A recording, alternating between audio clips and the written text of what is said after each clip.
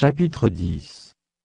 En ce temps-là, l'Éternel me dit: taille 2 tables de pierre comme les premières, et monte vers moi sur la montagne, tu feras aussi une arche de bois. J'écrirai sur ces tables les paroles qui étaient sur les premières tables que tu as brisées, et tu les mettras dans l'arche.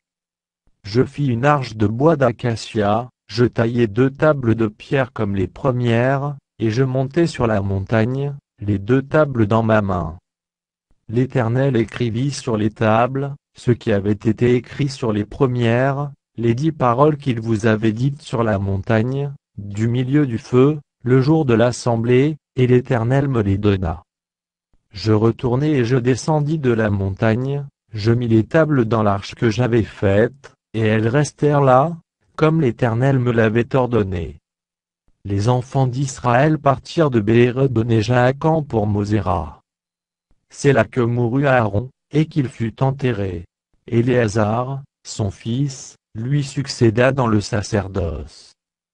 Ils partirent de là pour Gudgoda, et de Gudgoda pour Jotbata, pays où il y a des cours d'eau.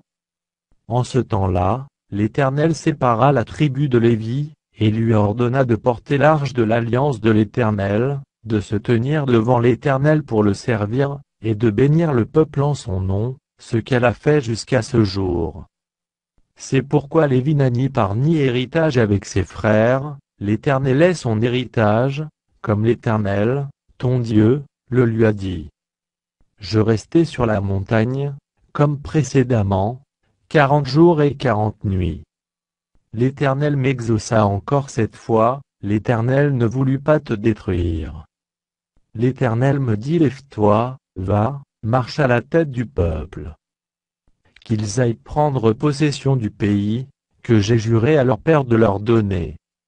Maintenant, Israël, que demande de toi l'Éternel, ton Dieu, si ce n'est que tu craignes l'Éternel, ton Dieu, afin de marcher dans toutes ses voies, d'aimer et de servir l'Éternel, ton Dieu, de tout ton cœur et de toute ton âme. Si ce n'est que tu observes les commandements de l'Éternel, et ces lois que je te prescris aujourd'hui, afin que tu sois heureux? Voici, à l'Éternel, ton Dieu, appartiennent les cieux et les cieux des cieux, la terre et tout ce qu'elle renferme. Et c'est à tes pères seulement que l'Éternel s'est attaché pour les aimer, et, après eux, c'est leur postérité, c'est vous qui l'a choisi d'entre tous les peuples, comme vous le voyez aujourd'hui. Vous circoncirez donc votre cœur, et vous ne roidirez plus votre cou. Car l'Éternel, votre Dieu, est le Dieu des dieux, le Seigneur des seigneurs, le Dieu grand, fort et terrible, qui ne fait point acception des personnes, et qui ne reçoit point de présent. Qui fait droit à l'orphelin et à la veuve, qui aime l'étranger et lui donne de la nourriture et des vêtements.